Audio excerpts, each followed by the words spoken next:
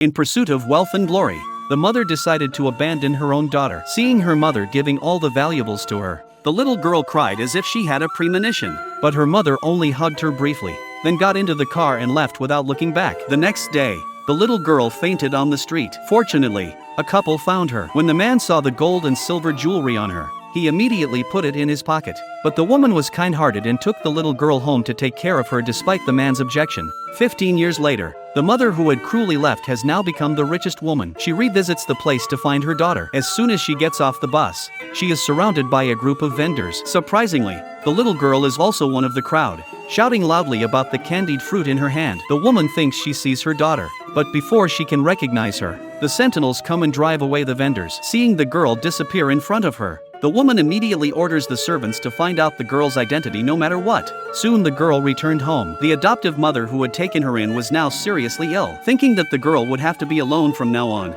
the adoptive mother took out the pendant and returned it to the girl, explaining that it was left to her by her family. She had secretly hidden it before because she was worried that the man would sell it one day. However, after the girl saw it, she did not want to take it to find her real family. In the girl's heart, her family had abandoned her, and her adoptive mother was her only family. But the adoptive mother always felt sorry for the girl, and said that if the girl had not had a serious illness and forgot where her home was, she might have sent her back long ago. After saying that, the adoptive mother stuffed the pendant into the girl's hand again. At this time, the adoptive father also came back in a hurry. He said that the richest man's family was recruiting servants. As long as they worked for 3 months, they could get $50. When the girl heard this, she immediately felt that her adoptive mother's illness could be cured, so she agreed to the adoptive father's request. She followed her adoptive father to the richest man's house, where she saw him sign an agreement, then took the money and left in a hurry. The girl stood there in confusion until the housekeeper brought the contract to her. Then she realized that she was not a servant at all, but was sold by her adoptive father to be a concubine of the richest man. The girl wanted to regret it immediately,